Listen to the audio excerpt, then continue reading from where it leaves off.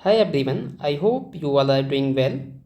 So in this video I will discuss most important topics for Engineering Mathematics 1 for your first semester exams of AKTU 2024-25, right. अगर मैं engineering mathematics की बात करूं तो आपको सबसे पहले यहाँ पे ये सोचना है कि आपको सिलेबस किस यूनिट से स्टार्ट करना है, कौन सा यूनिट आपके लिए पढ़ना ईजी रहेगा जिससे आपको सब्जेक्ट में इंटरेस्ट बने। तो from which unit to start your preparation, किस यूनिट से आपको प्रिपरेशन अपनी स्टार्ट करनी चाहिए।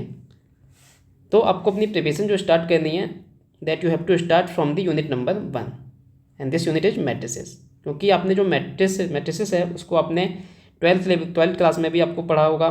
तो ये यूनिट आपके लिए प्रिपेयर करना ईजी रहेगा। तो आपको अपना सिलेबस यहाँ से स्टार्ट करना है, क्योंकि मैट्रिक्स पढ़ने में मज़ा भी आता है, इंटरेस्टिंग टॉपिक है ये, ठीक है ना। अब मैं अगर यूनिट 1 की बात करूँ तो यूनिट 1 जो है आपको सभी बच्चों को बहुत अच्छे से प्रिपेयर करना है, ठीक है ना। यहाँ से आपके 2 से 3 क्वेश्चन बड़े आराम से आएंगे, 7 मार्क्स के, 2 मार्क्स के भी क्वेश्चन आते हैं। तो यूनिट 1 को अच्छे से प्रिपेयर करना है, ईजी रहेगा, पढ़ने में भी मज़ा आएगा, जिससे आपको सब्जेक्ट में इंटरेस्ट बनेगा, ठीक है ना। अब आपको सिलेबस में स्टार्ट कहाँ से करना है, इसमें सबसे पहले बेसिक ऑफ मैट्रिक्स क्या होता है वो सब आपको सीख लेना है। देन आपको इन्वर्स फाइंड करना होता है। क्या फाइंड करना होता है? Inverse of the matrix. अब इन्वर्स भी हम 2 तरीके से फाइंड कर सकते हैं। एक तरीका तो मैंने यहाँ पे लिखा हुआ है, एलिमेंट्री ट्रांसफॉर्मेशन, तो आप यहाँ से इन्वर्स फाइंड कर सकते हैं। दूसरा आप इन्वर्स कैले हैमिल्टन थ्योरम की हेल्प से भी फाइंड कर सकते हैं, ठीक है ना। तो कैले हैमिल्टन थ्योरम आपको प्रिपेयर करना है। दूसरा कैले हैमिल्टन थ्योरम क्या होती है, और साथ ही साथ कैले हैमिल्टन थ्योरम से ए इन्वर्स हम कैसे फाइंड करेंगे, कोई मैट्रिक्स ए गिवन है तो ए इन्वर्स हम कैसे फाइंड करेंगे, ठीक है। दूसरा आप इन्वर्स एलिमेंट्री ट्रांसफॉर्मेशन से भी फाइंड कर सकते हो। तो इस तरह से आपको ए इन्वर्स निकालना है, ठीक है। दूसरा आपको रैंक ऑफ मैट्रिक्स फाइंड करने के लिए क्वेश्चन आता है, ठीक है। ये क्वेश्चन सारे 7 मार्क्स में आते हैं। इन्वर्स फाइंड करना तो 7 मार्क्स में आएगा, रैंक फाइंड करना है 7 मार्क्स में आएगा, ठीक है। रैंक किस मेथड से फाइंड करना है? बाय नॉर्मल फॉर्म से फाइंड करना है, ठीक है। इसके अलावा जो सिस्टम ऑफ लीनियर इक्वेशंस होती हैं कि आपको इक्वेशंस दी जाएंगी, मान लीजिए आपका 3 वेरिएबल्स प्रेजेंट हैं, तो आपको 3 इक्वेशंस दी जाएंगी। तो वहाँ से आपसे पूछा जाएगा कि इसको सॉल्व करके बताइए कि इनका सॉल्यूशन कंसिस्टेंट है या इनकंसिस्टेंट है, ठीक है। तो यहाँ पे क्वेश्चन क्या बनता है? Solution of system of linear equation पे क्वेश्चन बनता है 7 मार्क्स का, ठीक है। यहाँ पे आपको 3 इक्वेशंस दी जाएंगी और आपको बताना है कि सिस्टम का जो सॉल्यूशन है वो कंसिस्टेंस है या नहीं है, यानी कि सॉल्यूशन पॉसिबल है या नहीं है। अब सॉल्यूशन अगर पॉसिबल है तो उसमें भी 2 कंडीशंस आती हैं। क्या? कि जो सॉल्यूशन है वो यूनिक होगा या आपका सॉल्यूशन मल्टीपल होंगे, यानी कि मैं बोलूँ इनफाइनाइट नंबर ऑफ सॉल्यूशंस होंगे या यूनिक सॉल्यूशन होंगे, ठीक है ना। जब इतना प्रिपेयर हो जाए तो आपको यहाँ पे एक नया टॉपिक तैयार करना है जिसको हम बोलते हैं आइगन वैल्यूज और आइगन वेक्टर, ठीक है ना। ये भी एक इंटरेस्टिंग टॉपिक है, आइगन वैल्यूज और आइगन वेक्टर्स। यहाँ पे 2 मार्क्स में एक क्वेश्चन और बन जाता है आइगन वैल्यूज पे स्पेशली, ठीक है ना। यहाँ पे क्वेश्चन बन जाता है कि product of eigen values find करिए या सम ऑफ आइगन वैल्यूज फाइंड करिए, ठीक है ना। तो ये बहुत ईजिली फाइंड हो जाता है, ठीक है। ऐसे ही यहाँ पे कैलिमेंट में ऑलरेडी बता चुका हूँ। देन 2 मार्क्स में क्वेश्चन अगर आपको देखना है मैट्रिक्स में, तो यहाँ पे आपका टाइप्स ऑफ मैट्रिक्स पे कोई एक क्वेश्चन आ सकता है कि यूनिमेट्री मैट्रिक्स क्या होता है, या आपका हर्मिशन मैट्रिक्स क्या होता है, स्क्वायर हर्मिशन मैट्रिक्स क्या होता है। इस पे बेस्ड 2 मार्क्स का क्वेश्चन बन सकता है, ठीक है। तो अगर मैं ओवरऑल मैट्रिक्स की बात करूँ इस यूनिट 1 की, तो आपको यूनिट जितना अच्छे से आप तैयार कर सकते हो, यूनिट 1 आपको उतना अच्छे से तैयार करना है। इसमें आपको स्किप नहीं करनी है चीज़ें, ठीक है ना, क्योंकि यूनिट ईजी है, इंटरेस्टिंग है, सभी बच्चों को इसको पढ़ने में बहुत ही अच्छा फील होगा, ठीक है, और आपका सब्जेक्ट में इंटरेस्ट आना बनेगा, ठीक है ना। और अगर इस यूनिट के सबसे इंपॉर्टेंट टॉपिक की बात करूँ कि आप जिसको मत छोड़िए किसी भी कीमत पे, वो कैले हैमिल्टन थ्योरम जरूर प्रिपेयर करिएगा, ठीक है ना। और eigen values and eigen vector, right. चलिए अब हम मूव करते हैं, जब यूनिट 1 आपकी प्रिपेयर हो जाए फिर आप यूनिट 2 पे एंटर करिएगा, ठीक है। यूनिट 2 जो आपकी है वो डिफरेंशियल कैलकुलस 1 है, ठीक है ना। यहाँ पे जो टॉपिक्स हैं आपको लेबनीज थ्योरम अच्छे से पढ़ना है, ठीक है। दूसरा आपको यूलर्स थ्योरम पढ़ना है फॉर होमोजीनियस फंक्शंस, ठीक है ना। तीसरा टॉपिक है टोटल डिफरेंशिएशन, ठीक है। ये 3 टॉपिक हैं। अगर मैं बात करूँ इन टॉपिक में आप कोई टॉपिक स्किप करना चाहें या कौन सा टॉपिक जो है आपको सबसे जरूरी है पढ़ने के लिए, तो आपका एक क्वेश्चन देखो लेबनीज थ्योरम पे बनता ही बनता है 7 मार्क्स का, और एक क्वेश्चन आपका यूलर्स थ्योरम पे बनेगा 7 मार्क्स का, ठीक है। तो इन 2 टॉपिक को तो आपको इस यूनिट से पढ़ना ही पढ़ना है, कम से कम ये 2 टॉपिक आपको तैयार करने इस यूनिट से, ठीक है। कौन कौन सा? Lebanese theorem and Euler's theorem, ठीक है ना। अब हम मूव करते हैं यूनिट 3 पे, ठीक है। तो यूनिट 3 में हमारा क्या है? डिफरेंशियल कैलकुलस की हम बात करेंगे, ओके।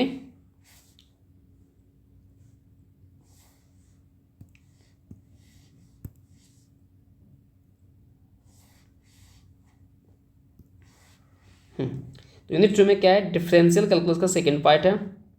अब इसमें आपको क्या प्रिपेयर करना है, आपको इसमें जो पहला टॉपिक तैयार करना है that is Taylor's and Maclaurin's theorems, ठीक है, for the functions of two variables. यानी कितने वेरिएबल्स की मैं बात करता हूँ यहाँ पे टू वेरिएबल्स की बात कर रहा हूँ। जो टू वेरिएबल्स में क्वेश्चन आएगा वो 7 मार्क्स में आएगा, ठीक है। कितने मार्क्स में आएगा, 7 मार्क्स में। किसकी बात करता हूँ, टू वेरिएबल्स की, ठीक है। दूसरा हम किसकी बात करते हैं, लैग्रांजिस मेथड ऑफ मल्टीप्लाइज, यहाँ से भी 7 मार्क्स का क्वेश्चन आता है। इसके अलावा आपको जैकोबियंस प्रिपेयर करना है। जैकोबियंस में भी कौन सा ज़्यादा इंपॉर्टेंट है, इम्प्लिसिट फंक्शन, ठीक है ना। जैकोबियंस ऑफ इम्प्लिसिट फंक्शन आपको जरूर प्रिपेयर करना है यहाँ पे, ठीक है। और अगर आप मैं इस यूनिट में सबसे एक ही टॉपिक बताऊँ कि अगर आपने बहुत ज़्यादा नहीं पढ़ना चाहते हैं, आप एक टॉपिक तैयार करना चाहते हैं, तो आप कौन सा टॉपिक तैयार कर लीजिए, आप टेलर्स थ्योरम और मैक्लॉरिन्स थ्योरम्स को तैयार कर लीजिएगा, ठीक है। कितने वेरिएबल्स के लिए, टू वेरिएबल्स के लिए, ठीक है। इतना तो आपको 30 मिनट से मिनिमम करना ही करना है। नेक्स्ट अगर मैं बात करूँ यूनिट 4 की, unit 4 is about multiple integration, ठीक है ना। अब यहाँ पे मल्टीपल इंटीग्रेशन में क्या होता है, change of order of integration आपको पढ़ना होता है, ठीक है। तो यहाँ से एक क्वेश्चन आना ही आना होता है आपका 7 मार्क्स का, ठीक है, पक्का आएगा 7 मार्क्स का ये क्वेश्चन। तो आपको change of order of integration आपको जरूर प्रिपेयर करना है, ठीक है ना। दूसरा यहाँ पे जो टॉपिक है चेंज ऑफ वेरिएबल्स, ठीक है ना। तीसरा आपका बीटा और गामा फंक्शन पे क्वेश्चन आता है, ठीक है। यहाँ पे 2 मार्क्स पे भी क्वेश्चन आ जाता है कि आपको गामा फंक्शन कोई दे दिया जाएगा, उसकी वैल्यू फाइंड करनी होगी, ठीक है ना। देन डिरिचलेट इंटीग्रल, ठीक है ना। Dirichlet integral is also very important for this unit. तो यहाँ पे 2 टॉपिक तो बहुत इंपॉर्टेंट आपके, अगर 7 मार्क्स में देखो तो यहाँ से एक क्वेश्चन आ ही जाएगा आपका, यहाँ से आपके 7 मार्क्स पक्के हो जाएंगे। क्या, change of order of integration पढ़ लेना है आपको, और आपको डिरिचलेट इंटीग्रेशन पढ़ लेना है, ठीक है।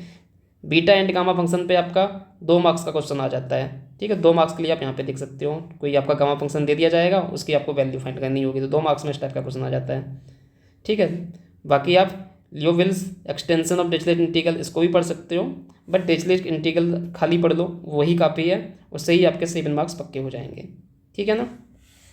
Now let's move to the unit number 5। अगर हम यूनिट नंबर 5 की बात करें तो this is about the vector calculus, ठीक है। वेक्टर कैलकुलस की बात करते हैं तो पहले आपको यहाँ पे थोड़ा सा इंटीग्रेशन और डेरिवेशंस आने चाहिए, ठीक है, तभी इस यूनिट को आप कंप्लीट कर पाओगे। बट ये यूनिट भी आपकी काफ़ी ईजी है, यहाँ पे क्वेश्चन बिल्कुल फिक्स है कि कौन सा क्वेश्चन आना है।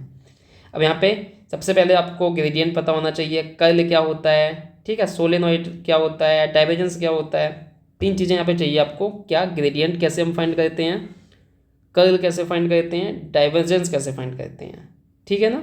अगर इस यूनिट को आपको पढ़ना है तो सबसे पहले क्या पढ़ोगे आप, कर्ल कैसे फाइंड करोगे किसी भी वेक्टर क्वांटिटी का, ठीक है, किसी भी स्केलर क्वांटिटी का ग्रेडियंट कैसे फाइंड करोगे आप, ठीक है, किसी भी वेक्टर क्वांटिटी का आप डाइवर्जेंस कैसे फाइंड करोगे, ठीक है। ये चीज़ें आपको सबसे पहले सीखनी है, तभी आप ये सोलेनॉइडल और इर्रोटेशनल वेक्टर्स की बात कर सकते हो, ठीक है ना। तो यहाँ पे 2 मार्क्स में क्वेश्चन आता है कि सोलेनॉइडल वेक्टर है या नहीं। वेक्टर जो आपको गिवन होगा, कोई भी मान लीजिए वेक्टर गिवन है, आपसे पूछा जाता है कि वो वेक्टर सोलेनॉइडल है या नहीं है, या रोटेशनल है या नहीं है, ठीक है ना। अगर मैं सोलेनॉइडल की बात करूँ तो सोलेनॉइडल में आपको चेक करना होता है डाइवर्जेंस, ठीक है। कोई भी फंक्शन आपको वेक्टर फंक्शन दिया हुआ है एफ, तो उसका डाइवर्जेंस फाइंड करना पड़ेगा, देखना पड़ेगा आपको 0 है या नहीं। ऐसे इर्रोटेशनल की बात करूँ तो इर्रोटेशनल में हम क्या फाइंड करते हैं, इर्रोटेशनल के लिए हम चेक करते हैं कर्ल की वैल्यू, कर्ल ऑफ वेक्टर 0 है या नहीं है, ठीक है ना, उसके अकॉर्डिंग डिसाइड करते हैं इर्रोटेशनल है या नहीं है। तो यहाँ से 2 मार्क्स का क्वेश्चन बनता है सोलेनॉइडल और इर्रोटेशनल से। ऐसे अगर मैं बात करूँ डायरेक्शनल डेरिवेटिव की, तो डायरेक्शनल डेरिवेटिव फाइंड करने के लिए आता है, ठीक है। और डायरेक्शनल डेरिवेटिव जो होता है एक पर्टिकुलर डायरेक्शन में फाइंड करने के लिए आता है कि इस डायरेक्शन में फाइंड कर लीजिए। यहाँ पे आपको 2 पॉइंट दे सकते हैं या कुछ और दे सकते हैं, ठीक है। तो ये तो यहाँ से क्वेश्चन बनेगा आपका, जो डायरेक्शनल डेरिवेटिव का क्वेश्चन होता है ये 7 मार्क्स का बनता है, ठीक है। और जो सोलेनॉइड और रोटेशनल वेक्टर्स की बात करते हैं इस पर आपका जनरली 1-2 मार्क्स पे क्वेश्चन आ जाता है, ठीक है ना। अब हमारे पास यहाँ पे 3 थ्योरम्स हैं, एक तो ग्रीन्स थ्योरम है, स्टोक्स थ्योरम है और गॉसेस थ्योरम है, गॉस डाइवर्जेंस थ्योरम, ठीक है। तो इन तीनों थ्योरम्स पे एक क्वेश्चन तो श्योर 100% है कि आएगा ही आएगा, कई बार एक से ज़्यादा क्वेश्चन भी आ जाता है, ठीक है ना। तो यहाँ पे जो सबसे इंपॉर्टेंट थ्योरम है वो है आपकी गॉस डाइवर्जेंस थ्योरम। इससे एक क्वेश्चन 7 मार्क्स का हर हाल में 100% श्योर है कि एग्जाम में आएगा ही आएगा। कौन सी थ्योरम, गॉस डाइवर्जेंस थ्योरम, ठीक है। इसका स्टेटमेंट तैयार कर लेना कि स्टेटमेंट क्या है, ठीक है। गॉस डाइवर्जेंस थ्योरम किस पे लगाते हैं, हम एक क्लोज सरफेस पे लगाते हैं, ठीक है। ऐसे ही स्टोक्स थ्योरम की बात करें, स्टोक्स थ्योरम के लिए हम एक क्लोज्ड पाथ पे लगाते हैं, ठीक है ना। ऐसे ही आपकी ग्रीन्स थ्योरम, तो यहाँ पे ग्रीन्स थ्योरम पे और स्टोक्स थ्योरम में से किसी एक पे एक क्वेश्चन आता है 7 मार्क्स का, या तो ग्रीन्स पे आ जाएगा या स्टोक्स थ्योरम पे आ जाएगा। बाकी जो दूसरा क्वेश्चन बनता है वो आपका गॉस डाइवर्जेंस थ्योरम पे बनता है। ठीक है, तो यहाँ पे जो यूनिट नंबर 5 है, this unit is also easy. 2 marks के लिए आपका यहाँ से क्वेश्चन बन जाता है। 7 मार्क्स का डायरेक्शनल डेरिवेटिव पर्टिकुलर डायरेक्शन में फाइंड करने के लिए आता है। बाकी इन थ्योरम से भी एक क्वेश्चन बनता है, जिसमें सबसे इंपॉर्टेंट थ्योरम ये वाली है, इससे एक 7 मार्क्स का क्वेश्चन बनेगा ही बनेगा। बाकी ग्रीन्स थ्योरम और स्टोक्स थ्योरम से एक क्वेश्चन आएगा 7 मार्क्स का। ठीक है, तो इस तरह से आप 5 यूनिट को तैयार कर सकते हो, राइट। और अगर आप मिनिमम से मिनिमम भी तैयार करना चाहो तो आपकी ये 5th यूनिट बहुत ईजी है। 5th यूनिट आप अच्छे से तैयार कर लो, बहुत ईजी है। ठीक है, क्योंकि यहाँ पे स्टेटमेंट थ्योरम्स हैं आपकी, सिंपली इन 3 थ्योरम भी तैयार कर लोगे तो आपके 7 मार्क्स बिल्कुल डेफिनेटली आ ही जाएंगे। या आप डायरेक्शनल डेरिवेटिव पढ़ लोगे तो 7 मार्क्स आपके यहाँ से आ ही जाएंगे। इसके अलावा यूनिट नंबर 1 में तो मैट्रिक्स वाला है, तो ईजी ही है। तो यूनिट नंबर 1 से भी आप बड़ी ईजिली 14 मार्क्स तक ला सकते हो। ठीक है ना। बाकी इन यूनिट से आप कम से कम यहाँ से लेबनीज और यूलर्स थ्योरम तैयार करो सेकेंड यूनिट से, और यूनिट 3 से आप ये पहला वाला टॉपिक तैयार कर लीजिए, और यहाँ से लास्ट से इम्प्लिसिट फंक्शन वाला जैकोबियंस ऑफ इम्प्लिसिट फंक्शन तैयार कर लीजिए। यहाँ पे आप 2 टॉपिक ही तैयार कर लो, एक तो डिरिचलेट इंटीग्रल वाली कंडीशंस फाइंड कर लो। 2 नंबर की बात करूँ तो बीटा एंड गामा फंक्शन की बात करता हूँ, और अगर 7 नंबर की बात करूँ तो change of order of integration भी आप देख सकते हो, और यहाँ से आप डिरिचलेट इंटीग्रल देख सकते हो। ठीक है, सो इस तरह से आप अपना सिलेबस प्रिपेयर कर सकते हो इंजीनियरिंग मैथमेटिक्स 1 के लिए। मैथमेटिक्स आपका एक स्कोरिंग सब्जेक्ट होता है, क्योंकि अगर आप सारे के सारे न्यूमेरिकल्स पूरे सॉल्व करते हो तो आपके पूरे नंबर मिलेंगे, नंबर कटेंगे नहीं किसी भी जगह। ठीक है ना। So this is all about this video.